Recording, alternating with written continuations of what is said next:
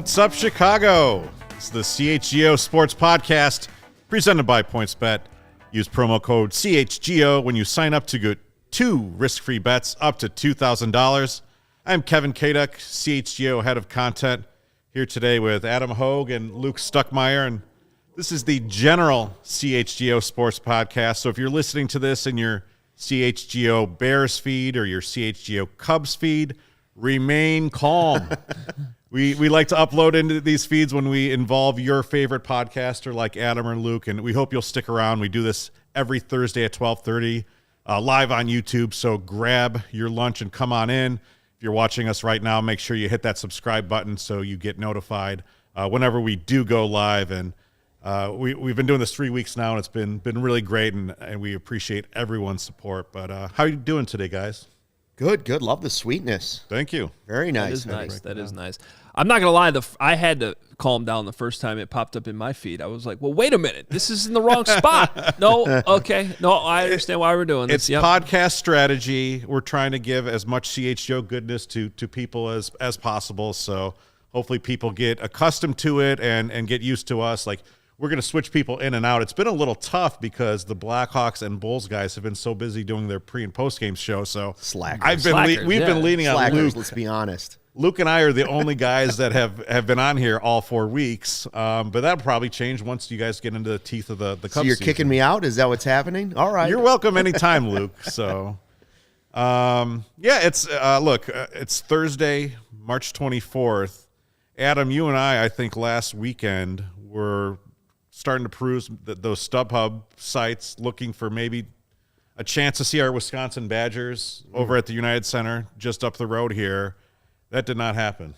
Rest in peace. That's how we're starting? You just bring me down like that? That seems mean. Also, it's raining and cold outside. I wanted to talk about the NCAA regional. I don't know if we have any Jayhawks or Friars or Hurricanes or Cyclones watching. So, I don't know. You know, I did get a chance to go to the games in Milwaukee last Friday. Oh, you really? Oh, Friday. Yeah, I did go. I didn't go Sunday, thankfully. I went Friday. Iowa State's a pretty good team. They have I'm forgetting his name now. The guard who was at Minnesota. Fred Hoiberg. Yes. No, Kelsey. Oh, no. Kelsey. Yeah, he was at Minnesota. He was lights out against Wisconsin. He's a good player. So they'll get to play Miami. If I was Kansas, I'd be a little worried about Providence. Ed Cooley is a really good coach. So there's some good games at the United Center, but I won't be there because I'm bitter. Very sad. College basketball occupies an interesting spot in Chicago sports because obviously it was huge during DePaul's days, and I think we've always wanted to go back towards that. DePaul has not cooperated, so it's just kind of, it's you either root for your Big Ten team or nothing. Sometimes it's 2005 Illini bubble up, but that's very rare. Loyola's tried. Loyola's done a great job of trying to fill that void that DePaul left back in the day. It's just not there yet. No, and college basketball is different than it was then. You know, DePaul was huge in the heyday with Aguirre and Ray Myers, the coach, before Jordan got into town. As a little kid, I didn't miss a DePaul basketball game, on television or on the radio. It was crazy. It was the thing to watch. And then Jordan came along, and it was like, oh, the NBA's pretty good. And then that became fun, and DePaul had some good stretches in there, but now it's just I thought they were pretty good at the beginning of the season. I think that's the one, if I had to say one team in town that I would like to see explode into awesome. Greatness, it would be DePaul, because I think it would be fun to see again. Yeah, I had a cousin, a little older than me, who went to Ray Myers basketball camp in the early 80s. And you would have thought like he was being sent off to meet the Pope. I mean, that's really what it was like. I mean, they were bigger than the Bulls, but so we're going to talk a little bit about the Bulls. It's not a great segue, but the Bulls right now, as we speak, are 42-26. They own the 5th seed in the East. Not 42-26, 42-30. They own the 5th seed in the East. So what was the over-under again? Wasn't it 42.5? Are they one win away from getting the over? Yeah, they're going to get the over. Well, right? Are they? Well, that's a good point. It's a good point. 1 year ago, we would have taken that in a snap. We said, hey, great, sign us up. But you know what? They started 26-10. Yeah. And they've really been struggling here. Since CHGO launched, they are 3-6, so it may be our fault. Blame it on us. They've gone in about a 2-week stretch. Well, really, since we've been on, they went from like number 1 seed in the East to then, hey, you know what? Let's be realistic. Let's just get the home court and the 4 seed. And then a week later, it was, so if we could avoid the play-in game. And now Brooklyn's got Kyrie back, and you're like, let's just get in. I still think they're going to be okay. I think they'll just barely avoid the play-in round, because like they're still beating the teams they really should be. They've gone through a rough stretch here with the schedule where it's been really, really tough, like having to go to Utah and having to go to Phoenix, playing the Bucks again. And I mean, it's just been a sort of an unfortunate reality check that they'll be fortunate to win one round in the playoffs, and it'll depend on the matchup. But like if they can match up against Cleveland, okay, there's probably a fun series that they can win, and then whoever they play in the next round, it probably won't go so well. If the playoffs started today, it would be Bulls versus Celtics. Any confidence they'd actually win that series? Celtics are one of the hotter teams right now. If it was in November, sure. Well, Zach's not himself. Like you could tell Zach LaVine's not himself, and you could tell that DeMar DeRozan took a lot of energy to do what he was doing to carry the team, and so that's kind of fallen off. And it's been a very strange season because it was so fun and we felt so giddy in November and December, even though they were overcoming a lot of hurdles. I mean, they had the most players on the COVID list. They struggled with injuries early on, not as much as they have been now, but they had a stretch there at the beginning of the year where they won 9 games. On January 7th, they beat the Wizards at the United Center to win their 9th straight game, and really ever since it's kind of been downhill. So it's kind of strange. I mean, obviously they're going to make the playoffs probably. They're going to end that playoff-less streak at 4 seasons, which is great. We're going to see playoff basketball. I don't know quite if this is like a gem of a season yet. I just don't know how to reconcile it. It was. They can't beat good teams. That's another thing that kind of brings you back to reality. Every time they play a good team, it's a loss, and you're like, well, okay, there was another kick in the teeth against a team you were hoping to make a big statement win against, and it doesn't happen. It was certainly a very surprising team and exciting. Like people started jumping on board quickly, and I think the hole in the bucket has sprung another hole in the bucket.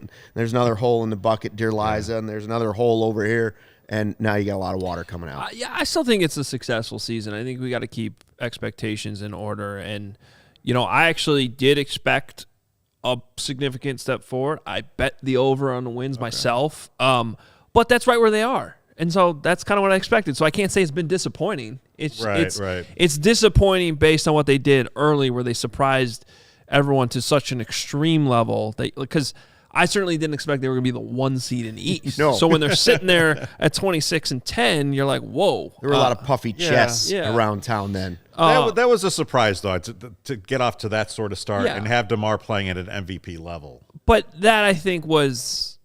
You were sitting there saying this is unsustainable. Yes, I think you were. And obviously the injuries haven't helped.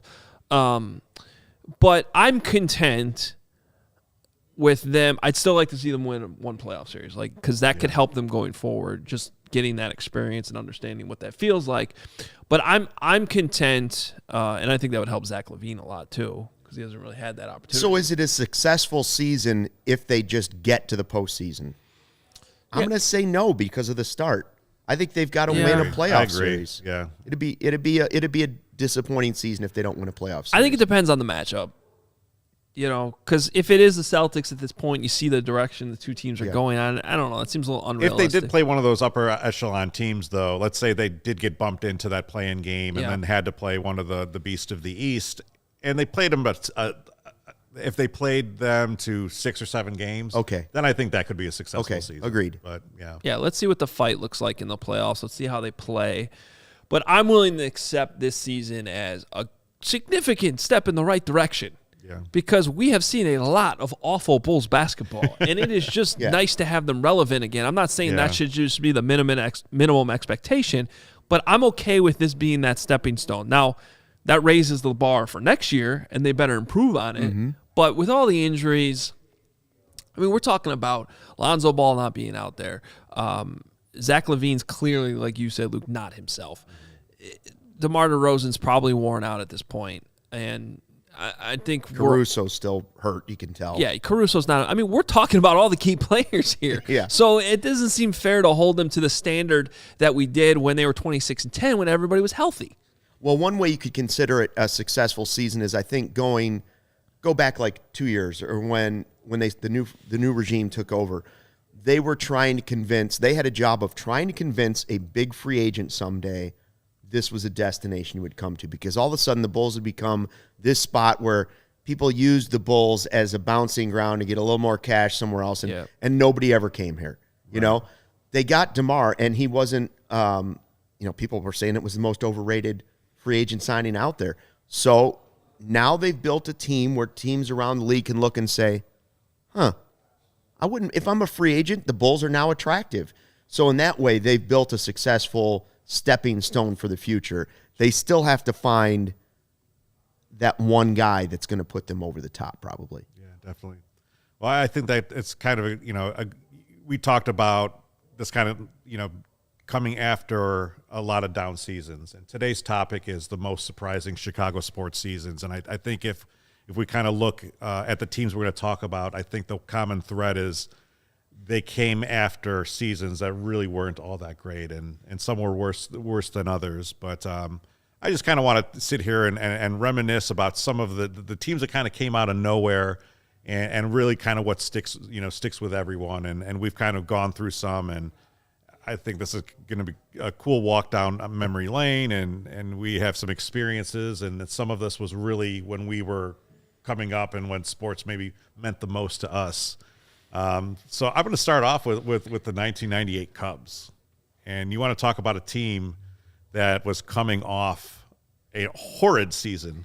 1997, they were 67-95, 68-94.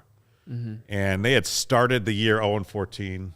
That was just really awful. That's Cap had to live David Kaplan had to live in a bus for like 2 weeks to start the year because he said he wasn't going to leave until they won a game.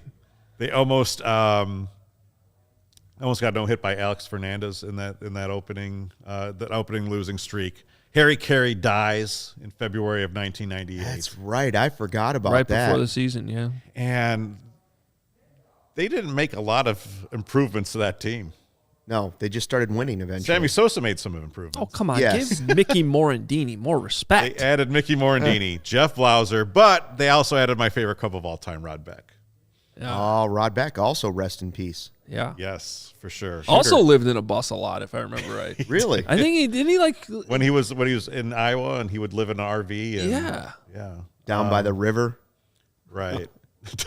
Van down by the river. Wasn't that a bit? Maybe that's the rest of that Chris story. Farley. Cap was living in Rod Beck's bus. To me, that was just a super fun season because so many different things happened. So many iconic things in Chicago Cubs history happened. Mm-hmm. Obviously, Sammy Sosa and the Mark McGwire home run chase. He hit 66 home runs, wins the MVP. I mean, just completely out of his mind in June, 20 home runs. Kerry Wood is a rookie. I remember going to his first start, which was the start before the 20K game. He went out and faced off, I think, against Hideo Nomo. And I remember going out there, and the stands were packed with Japanese fans because, everyone was making pilgrimages to right. And they chased Hideo really quickly, and all the Japanese fans left, which I was honestly surprised. And I think Kerry Wood had a decent start, maybe 5 strikeouts in 5 innings. And then I went back to school at Wisconsin. And the following start, he strikes out 20 against the Astros. Just missed it. So, I mean, that's maybe the most surprising one of the most surprising baseball games in Chicago sports history, that one. Right. I mean, because it was just, if anybody wasn't watching it, once they got to their television, it was just like, what? The Cubs have who? It was amazing. Yeah. So, I have a couple stories from that season because even though I grew up a White Sox fan, I lived on the north side in Lincoln Park and, could bike to Wrigley Field. And I'll never forget the Kerry Wood 20 strikeout game, getting home from school. And I loved baseball. I loved everything about baseball. So it was still part of my habit to come home and turn on the Cubs day games when they were on, like it was for a lot of people across the entire country. So yeah, I'll never forget turning that game on and being like, wait, what's going on here? And then watching it all the way to the finish. Like, I still remember vividly watching it. And then I actually got to go to the wild card game. Okay. The tiebreaker. tiebreaker game right. against the Giants. And Gary Gaetti. And I'll never forget twin. being there that night. Michael Jordan threw out the first pitch That's right. at that game.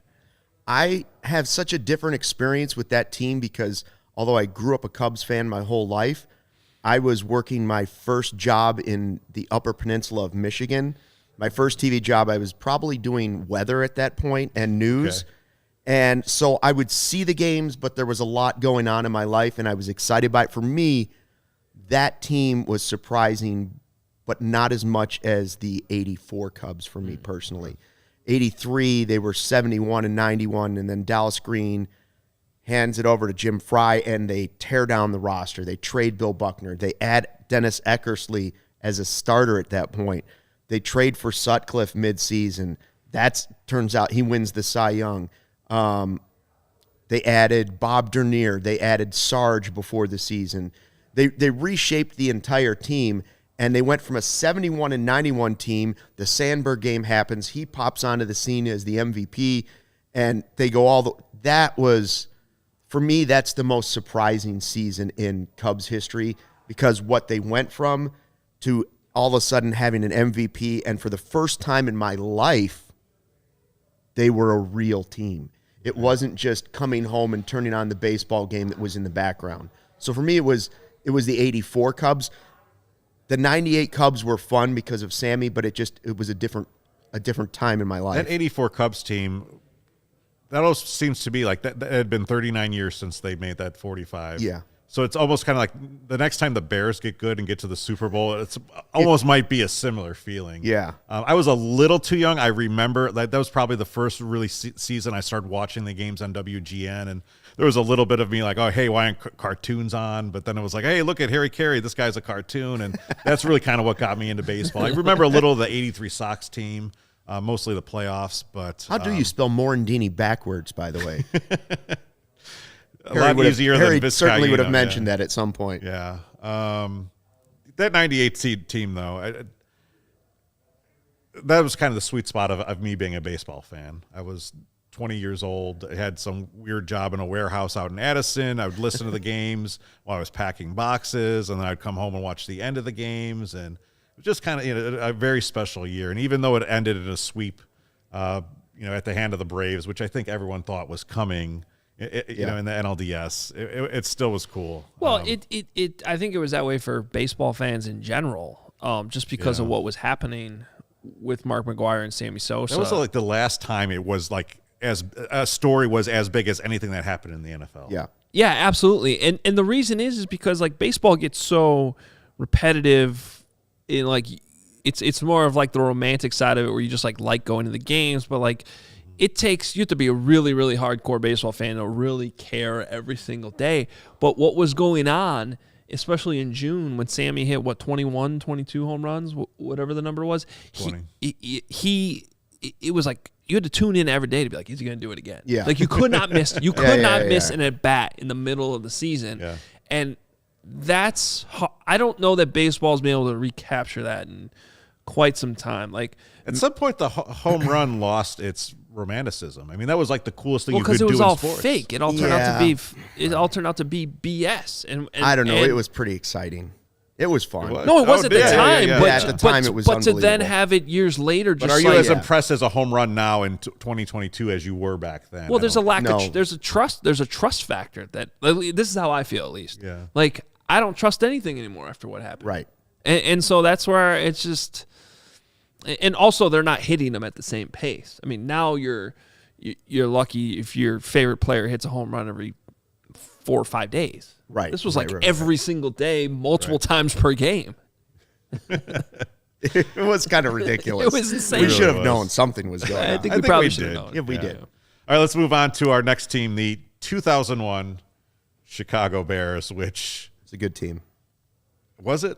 It was fun. They It were was a fun 13 and team. 3. All I can think of is Mike Brown taking 2 picks to the end zone. Right. That's the team. Yep. Back-to-back games weeks. in overtime. Yeah. That was amazing. I don't think we will ever see a 2-week stretch like that in Chicago Bears football again. And I definitely remember where I was for both of those. 2001 was interesting because they actually cut Cade McNown in training camp, which I can't even get my head around that happening now.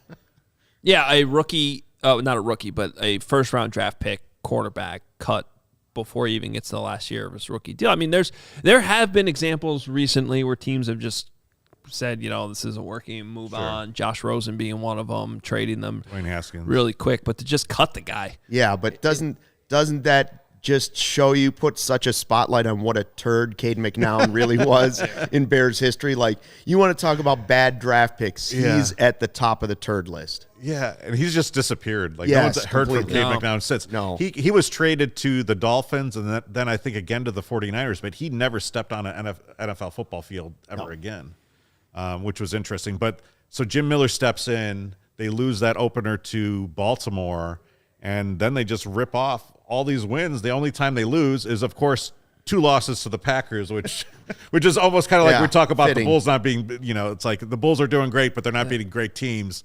What is a Bears season if they can't beat the Packers at least once? Well, yeah, I mean, the people need to understand the Bears start every season 0-2. And that's just how it is. But credit for them for winning the rest of the games. Yeah. 13-3,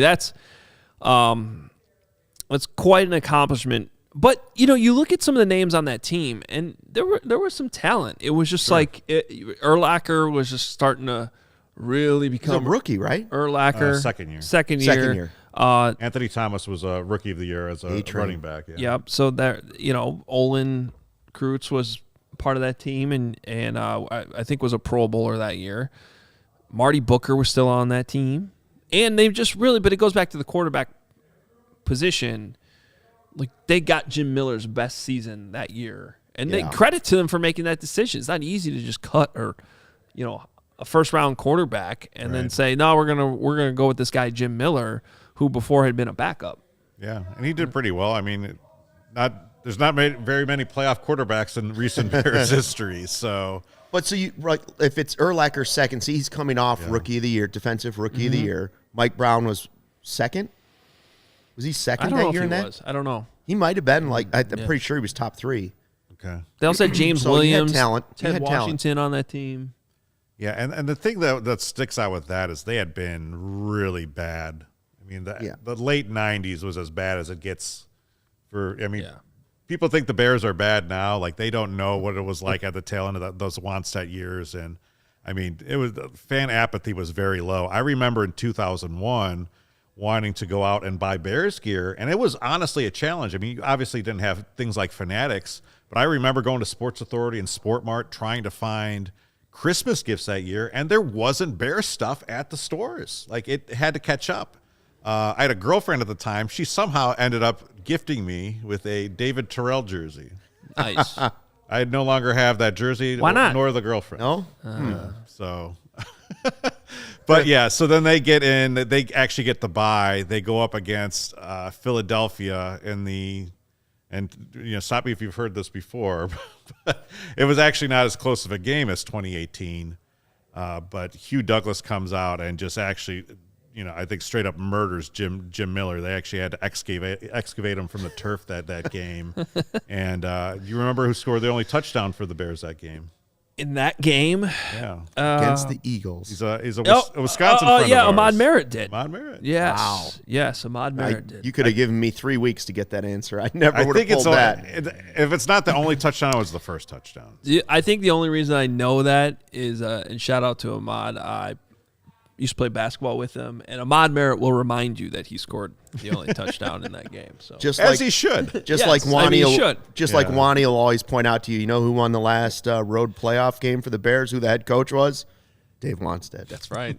Dave Wannstedt. Minnesota. So the next season was that champagne season. We won't talk about that. They were 4-12, but 2001, if it wasn't great, it at least, like you said, seeded that franchise with some of its cornerstones for the next great period. Our friend Olin Kreutz and Urlacher and others. So anyhow,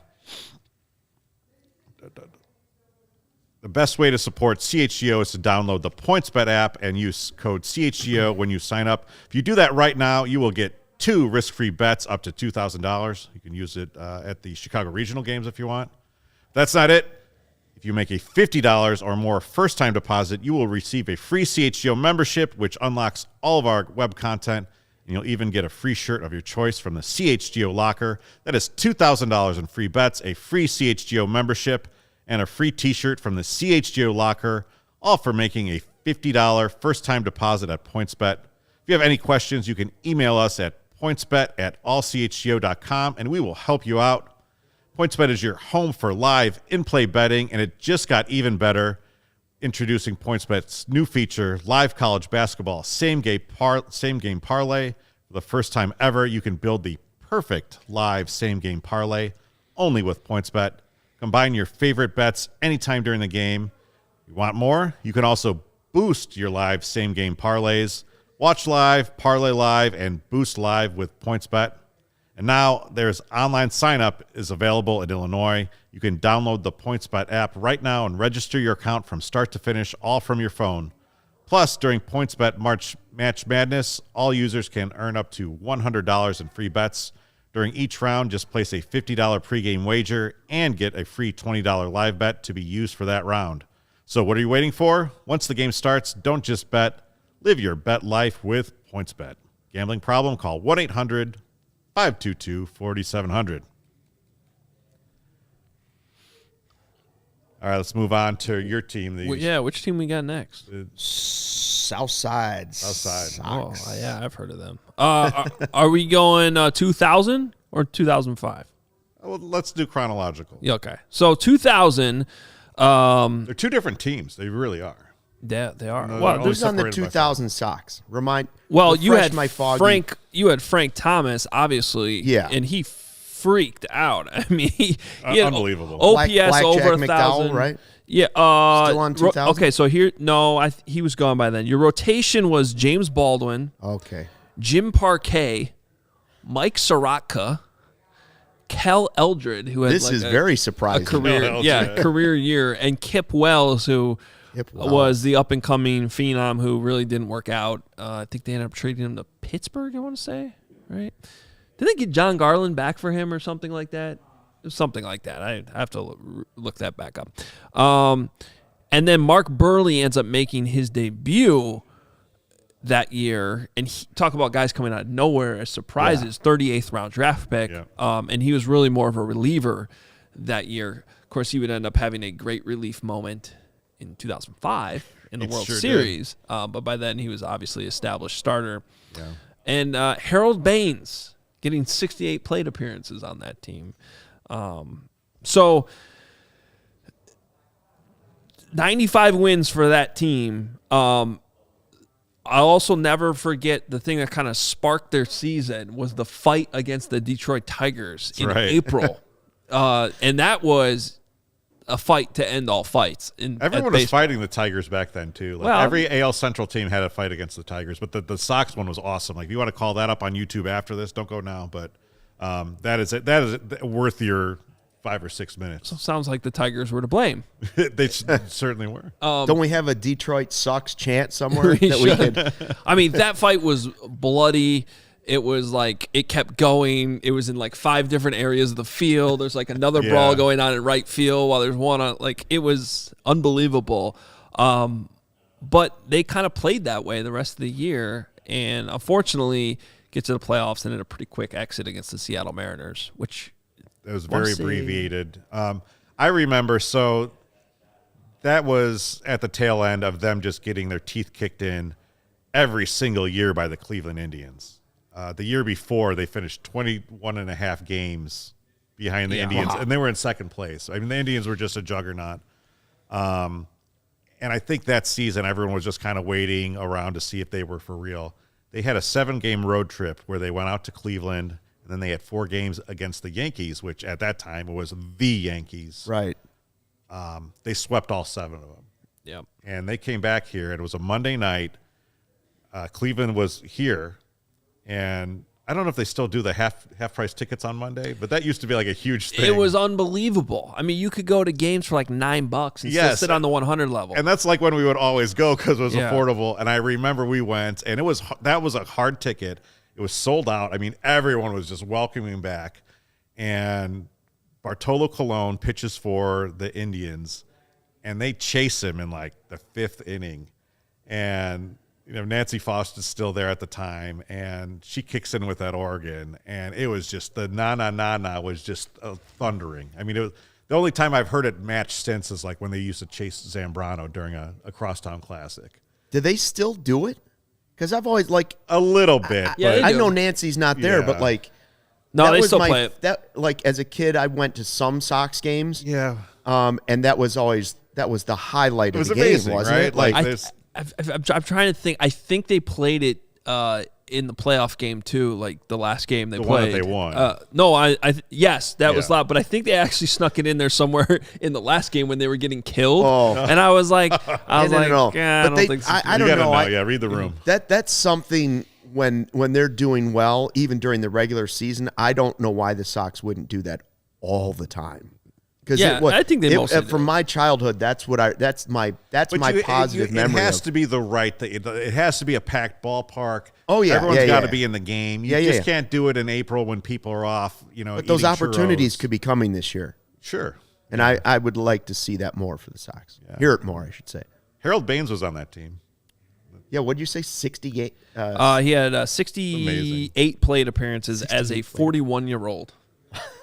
Yeah. I love those weird comeback cameos by Chicago athletes. Like when Scottie Pippen was playing with Eddie Curry and Tyson yeah. Chandler for whatever reason. Right. Now, and there's a ton of those. We should probably just do an entire episode. That's on next those. week's episode. Now, comparing the 2000 White Sox to the 2005 White Sox, in terms of which one's more surprising, I mean, I think you have to give it to the 05 team in the end because of what they did in the playoffs. But I would actually argue that their success in the regular season that year wasn't as surprising as what they did in 2000. Like, to me, 2000 came a little bit more out of nowhere. People forget that in 03 and 04, they had pretty good teams that just couldn't quite get over the hump. And I remember kind of faded in September. In 04, Frank got hurt late in the season. Maglio got hurt late in the season. And there was an awful moment. I shouldn't say awful. It was like a statement by the Twins. Torrey Hunter ran over Jamie Burke at home plate and just stomped. And the White Sox fans there, and I was sitting behind home plate at the time, everybody was so mad, but it was just sort of this reminder, no, this is still the Twins division, and they went on, and they went on to win the division that year. And lose at the playoffs. And, yeah, like they always do. I think that was the start of their drought, their playoff. But postseason, that is number one for surprise. Yeah, well, right? so I'm just saying, the moves they made, moves they made going into 05 were surprising, like trade Carlos Lee to let Magglio Ordonez walk. But, credit to Kenny Williams for putting that team together and making those tough moves. It wasn't shocking to me at the start of 05 when they were in first place. It was surprising, I think, that they went wire to wire, and then it was definitely surprising that they maintained it in the playoffs and went 11-1 in the postseason. So I think for the full picture, that has to be the winner there. I agree. The 2005 White Sox, remember they went in there and they were, it was Ozzie ball. We got rid of Carlos, we got rid of Mags, and I always thought that was just a cost-saving thing. This was just some slick marketing, and I still kind of believe that. But the way that Podsednik paid off, the way that Iguchi paid off, the way that Bobby Jenks, a waiver wire pickup, paid off, and despite not even coming in, halfway through the season. Was that the Shingo year? Cliff Polite. So right? 04 was the year Shingo really had all of his success. 05 was when everybody figured him out. Yeah. And he couldn't. Is that right? Yeah. Cliff Polite was unhittable in the postseason. No, Hermanson started the year as I think Shingo started that year as a closer. He was so bad they put Hermanson in, and then he got hurt, and then they went to Bobby Jenks. Big bad Bobby Jenks. Yeah, 2005. Here comes Bobby. I never really thought that we would see a World Series champion in this town. And especially without Frank Thomas playing most of the season. Yeah, he goes down around Memorial Day, and he had a stretch though in that season where he came back. I think it was the month of May. He came back healthy because he didn't start the year healthy. He comes back and he just I think he hit 12 home runs in a month or something, and then he got hurt again. But I hosted some post game lives for that 05. Did you? Yeah, very random. Any good stories? It was Comcast Sportsnet launched that year, so that was Park or studio? In studio. In studio. Yeah. And we just kind of, it was different. Chuck Garfien didn't do all the post games then. He did a lot of reporting. And so just kind of, I believe Josh Mora was the guy doing the post games during the World Series. Josh. And yeah, I did a lot of them with Bill Melton, and it was a lot of fun because it was randomly you do one team, then you do the other team, and I hadn't watched any White Sox baseball at all going into like the 5 years before that. I was living down in Texas. I wasn't watching White Sox baseball. So it was pretty cool that they were good, surprisingly really good. And then, it was pretty cool. So you're saying the White Sox are definitely going to win the World Series this year because we launched. That's correct. That's what I'm saying. Every time I'm part of a launch, Yep. That would be somebody guaranteed. wins something. That would be fortuitous. Check out the code at PointsBet, CHGO. You I don't heard want it to here take first. credit for it. Yep. And it was the last time. Very interesting. Yeah, I think Frank Thomas. We talked about going back to 2000. That it was such a monster year, and he was robbed by the of the MVP because Giambi won that year. And He's he still should have mad. his third. He's still mad about He should that. be. Wait, I'm sorry, Frank? Yeah. Oh, yeah. Frank's not Yeah, happy yeah, about yeah. that. Yeah. Frank, he was so good. Man, when he was, and you just go back to that 2000 year. I mean, to OPS over 1,000, just nobody, the way he hit was, that was really special. It's too bad that it ended not only with injuries down the stretch, because a lot of careers end that way, but there was like that friction between him and the team. And Then he leaves, and then he goes to Oakland and almost wins an MVP out there. So. Yeah, and I was at the game when he came back to the South Side with the A's. He had 2 home runs in that game, and it might have been a Monday night too. Like it might have been one of those half-price Mondays. I remember it was a weekday. Comes in, the whole crowd goes nuts, standing ovation, hits a home run, and actually the crowd cheered for him for that one, like because it was a cool moment, even though it was against the White Sox. Next time he comes up, hits another home run, the whole crowd boos. Right. It's like, all right, that was enough. Isn't that the famous Kenny Williams argument where he says, stay out of White Sox business to Frank via the media? That's right. I'm pretty sure that Yeah, I was think you're right. I think you're 2005. Some cool suggestions in 2006. the chat from our buddy Jack Silverstein. He actually mentions the '94 Bulls, which is we probably should have had them on the list because that '94 team with Pippen, that was a ride. I mean, thinking that everything was going to fly south, and obviously they didn't win the title, but 55 wins and all the drama that kind of came out of that was pretty good. So Well, and Jack mentions that it really is partly because of how well they did to almost get to the same level as 93 without Michael Jordan. It was a pretty good accomplishment. I mean, you could say other than the Bulls dynasty and then the Blackhawks' second 2 championships, any winning season in Chicago sports history has been somewhat surprising for us. you saw the '85 Bears coming because they had been in the NFC title game. Yeah. You saw the Bears, the Blackhawks coming. For the most part, you still had to make that jump.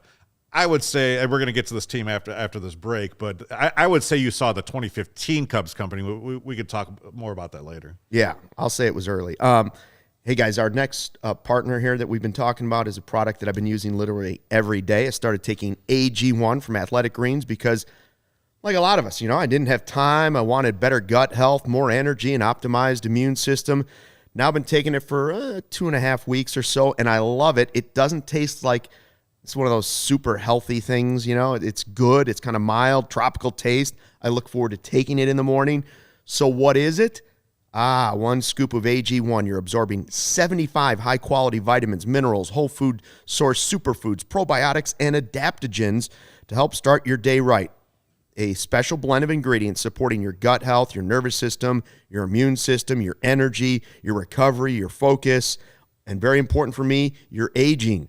All things very important. So I get a noticeable boost of energy in the morning I take it. So if you're keto, you're paleo, you're vegan, you're gluten-free, you're dairy-free, you're all safe with AG1. You're investing in an all-in-one nutritional insurance for less than $3 a day. It's recommended by professional athletes, and it has more than 7,000 5-star reviews.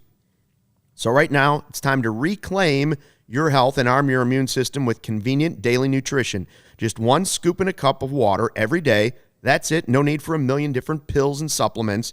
And to make it easy, Athletic Greens is going to give you a free 1-year supply of immune-supporting vitamin D and 5 free travel packs with your first purchase. All you have to do is visit athleticgreens.com/ in my case, CHGO Cubs, your case, CHGO Bears. Put your favorite team after CHGO, CHGO Sox maybe. Again, this is athleticgreens.com to take ownership over your health and pick up the ultimate daily nutritional insurance. Hope you're enjoying everything here at CHGO. We do podcasts and live shows on every team every day, and all of those are free. We've been doing great post-game shows about the Bulls, even though they've been losing. Matt and Big Dave and Will have been amazing. The rants have been great. The Blackhawks guys were here late last night. They'll be here late again tonight. So, like, if you're still super into the Blackhawks, and that's what I love about CHGO. Like, this is for super fans. Like, these are people who are still tuning into a lost Blackhawks season because they want to hop on the ride with Jay, Greg, and Mario and really be there as they build back up again. But, if you want premium written content for members at all CHGO or dope merch, you can sign up for a membership. Every membership gets a free shirt when you become an annual member, and you also get access to the members-only Discord. So if you like these chats during something like this or during the Bears podcast or the Cubs podcast, log on in there because those are places that there's a lot of team talk going on during the games. So go on over to allchgo.com and become a member.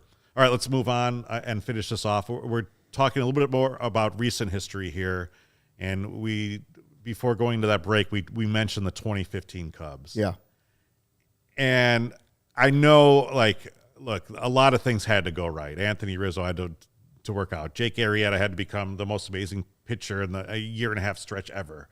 But I still think we saw it coming a little bit, but it was even in that season, though, that first half wasn't all that great. No, I mean, it's not as stunning as 84 or 98 that we talked about already. But for the Cubs, it was a young group that was expected to start doing that more in 2016. So when they got to the postseason and they beat the Cardinals, it was like, oh, wait. I'll tell you how surprising it was to this particular Cubs fan, and this will show you how confident I was that Cubs team in 2015 was going to go nowhere. About mid-season, my wife and I decided that's going to be when we get married, the NLCS. I was so confident the Cubs would not be in the NLCS that I scheduled my wedding date for the NLCS Game 2. That's how that's why I know it was surprising for me. They were good, but I didn't think they were that good. I thought, man, they might get to the postseason, but they're long gone before that. We're safe with the NLCS. Turns out I was wrong. Yeah, I mean, I'll buy the idea that you probably didn't think they were going to go that far. No, so it's a surprising season. But this is like almost the same conversation we were having about this year's Bulls team earlier. It's like adjusting expectations mid-season because they struggled so much early, and they really didn't struggle too much. They were just struggling to get over 500. Because I remember doing shows that year on WGN, and I thought going in that year that they were going to take off. Again, I don't know if I thought NLCS, but I thought that they had a realistic shot to make the playoffs. And it felt like everything you had followed with this Cubs rebuild, that was when they finally got to the point where they should start winning games. And so by the end of the season, they did get to that point. So maybe it's just because I'm coming from the Sox standpoint, maybe a more neutral standpoint when it comes to that. I don't really think that they were that surprising that year. But Adam, it was a different time in Cubs history back then. They had never given you that. They hadn't won the World Series, so all they had done was disappoint Cubs fans. But they had Theo. So I will say this: now, no faith they were going to beat the Cardinals. In this day and age of baseball and the statistics and modeling that we have, I would say that there's very little room for surprises. Yeah. Because the variances, we know where everything kind of shifts. We see the distribution of possible outcomes. So it's not like 84 when really we're not reading everything every day. There's not 5 Cubs podcasts a day a week here at CHGO. It was then they're somehow good. that team jumped from 73 wins to 97. They were the third best team in the league. They finished third in the NL Central, but they still had the third best overall. So I think from that standpoint, and you still needed Chris Bryant to come up and be Rookie of the Year. You still needed Madden to come up and really gel into it like he did with the Rays. So I think from that standpoint, but we still were we all like backing you up. It's like we knew that Theo had a plan and that it had borne fruit in Boston and that it was probably going to bear fruit here if we were just patient with it. But you know that the number one trait of any Chicago sports fan is the first thing that you learn is negativity. Yep. Yeah. Our first reaction is negativity. And so in my mind, I was saying, did you watch 07 and 08 when they were swept out of the postseason? Great. These young guys are going to be good eventually. You have no idea that Bryant's going to be that good. And if they were to get to the postseason, well, it's just going to be heartbreak again. Yeah. That's what you assume. Well, at that point. And I'll say this too, like I definitely think there's a difference in how you're viewing it, because you're coming from it as like the Cubs fan, Right. where everything always goes wrong, and not that things are always great with the White Sox, but they had won a World Series. Correct. And I was looking at it from like the more neutral. Okay, I'm covering this for WGN. Everything for the rebuild has kind of gone as planned, as Theo has said, and like this should be the year they take that step forward. And that ended up being how it played out. And I will never forget, like we did post-game shows on WGN radio, even though that was the first year they think they were off WGN, if I remember right.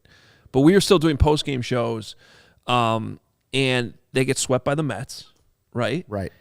And I was doing these with Andy Mazer and Mark Carmen, and they're just like, now at that point, they're big Cubs guys. Are you twisting the knife at all, or no? But what I'm saying is they were like, okay, it's okay. We had like this great successful season, and I'm like, how are you guys not mad about how awful of a playoff series that was? They didn't show up. They were horrible. They were non-competitive, and they got swept by the Mets, who weren't even that great. They had good pitching that year. That all fell apart after that. But I'm like, your expectations should be higher. You have Theo Epstein. These expectations should be high, and you should win the World Series next year, which, with the exception of 2016, the NLCS and the Cubs have never mixed. So, I know. And guys, the thing I remember most from that series was Daniel Murphy. Yeah. What he did in that series was incredible. He was like a superhero.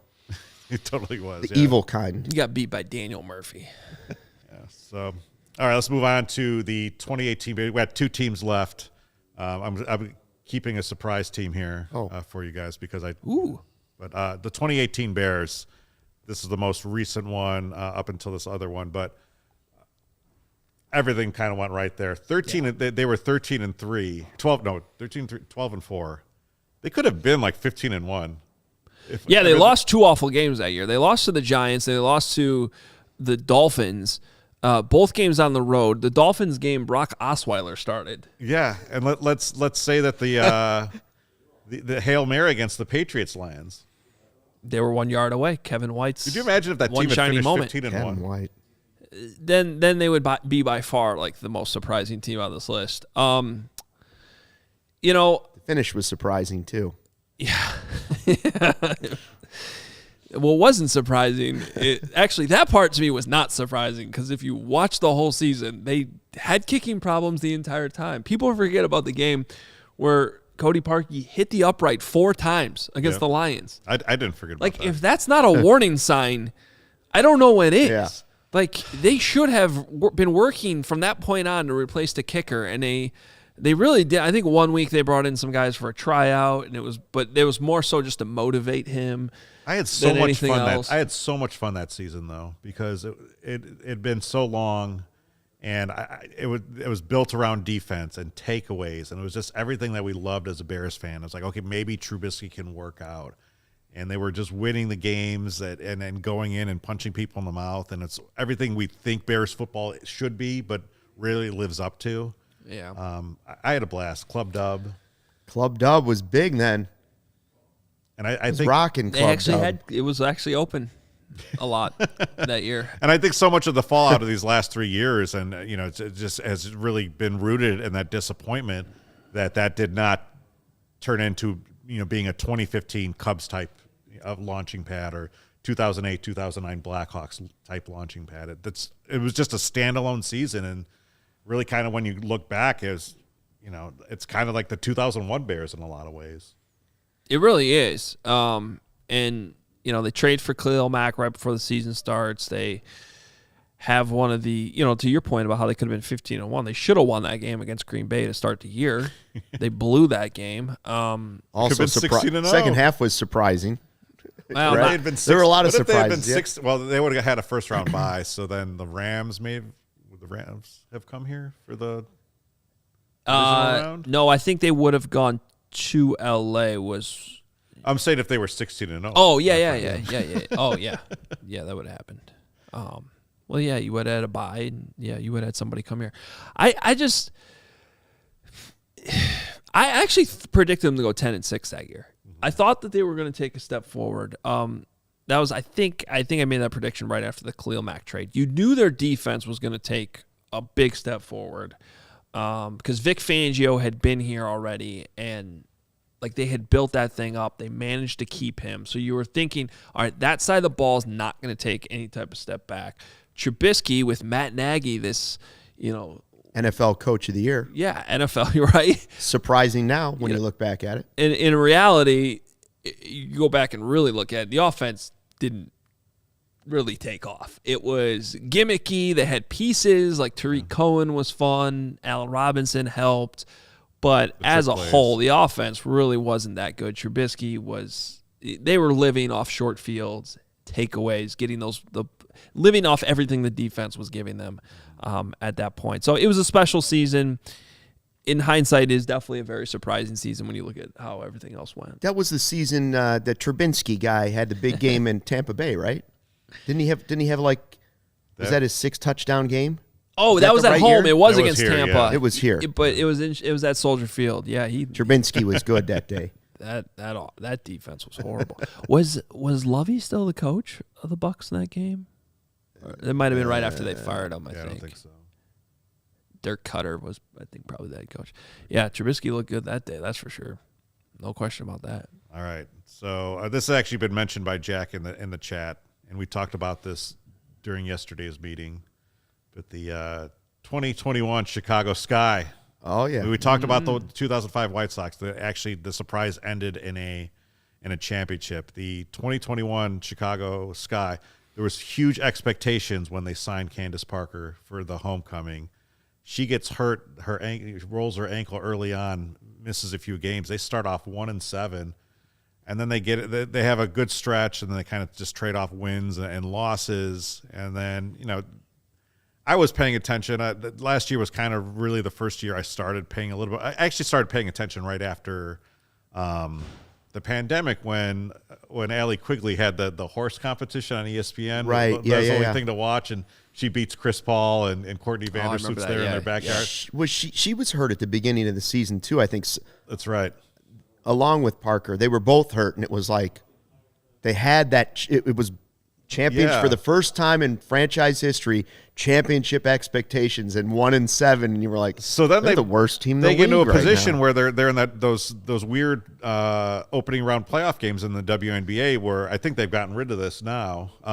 But it's win or go home for 2 rounds, and they go and they win both, and then they get into the 2 rounds, and then they beat Las Vegas, which is a power in the WNBA, and then they beat Phoenix, which is led by arguably the Michael Jordan of women's basketball, Diana Taurasi. So that was kind of an unexpected run, I think, because of how it started, but it ended up kind of really being a fun moment for Chicago sports.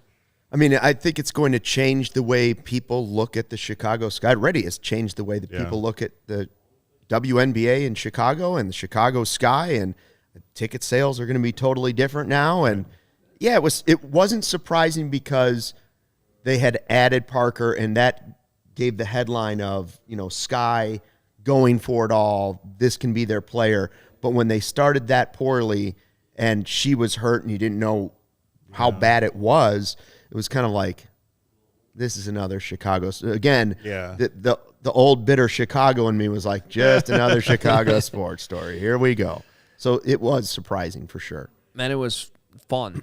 Yeah. I mean, it was really fun watching them down the stretch and surprised, like you're saying, in the playoffs the way they did, because they didn't have the easiest run, that's for sure. Chicago is obviously a football town. Then it's a baseball town, but it is a very underrated basketball town because our gyms, when there's a great team, whether it's the Bulls, whether it's DePaul, whether it's Westinghouse or Simeon, when there is a star team and you get, familiar with all the players on the court and what they can do and what they bring to the table, people buy in. And that's what happened with the Chicago Sky. When you learn, okay, this is what Courtney Vandersloot does, and she's just a machine up and down the court, and she's an assist machine, and she owns all these assist records, and Allie Quigley, her wife, can knock down anything, and Kaleo Copper is from Philadelphia and just cannot be intimidated and just comes up with that Philly swag.